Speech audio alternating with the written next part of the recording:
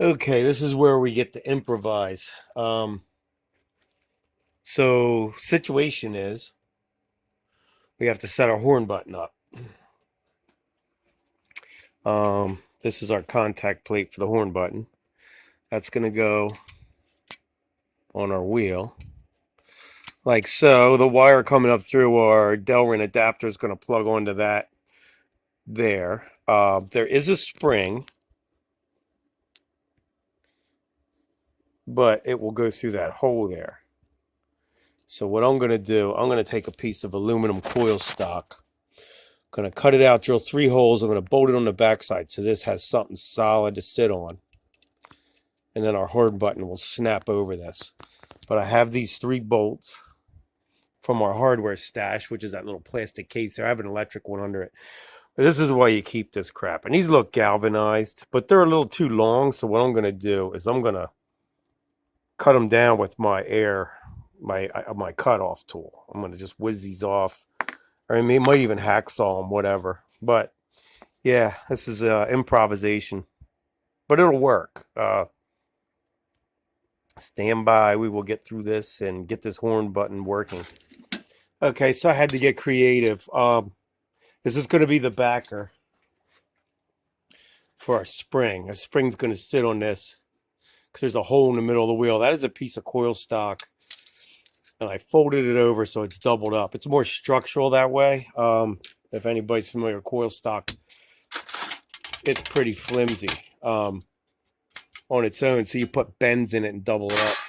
But it's just what I have laying around. It's a piece of aluminum. It's going to go behind the wheel. Our spring's going to center on it. And then our horn button's going to click on the outside of the horn contact. And then, that's going to be the spring action behind the horn button. I still have to trim it down a little smaller than that, but that's what we got going on. All right. So far, this is our custom setup. We have our horn contact ring that our horn button's going to snap on. We have some bolts and that aluminum coil stock. I put Loctite blue on these screws, and I'm going to back them out just enough where I get some spring action where this contact plate sits up off the metal, because that's your horn action. The metal-to-metal contact grounds out the horn and causes the horn to beep.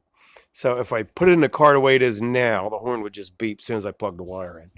So I'm going to back these screws off, maybe a turn and a half, 2 turns, enough to get this to basically spring back and forth with our spring, and the horn button clicks onto this. All right, folks, this is the finished product. So what we got right now is the horn doesn't work, but I know why.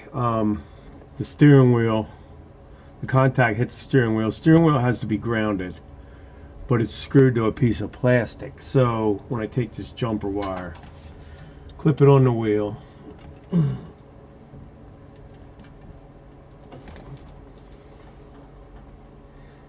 and I ground the wheel, the horn works.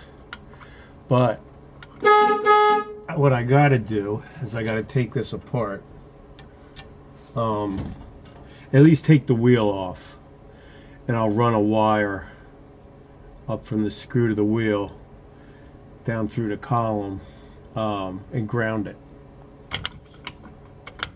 But yeah, that's an oversight, and the person who made the adapter did tell me about that. I just got busy with it, forgot all about it. But yeah, I'm gonna have to run a jumper wire up to one of the screws and then down through the column into a ground.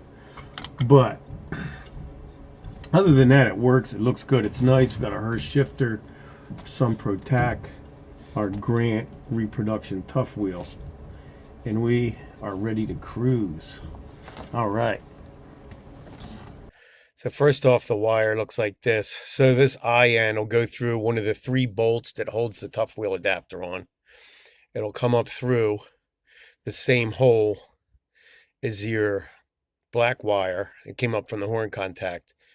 Then in this here, I spread with spreader pliers, and I clicked it on one of the 3 screws that's holding my horn contact plate on. But you'll see here, it works.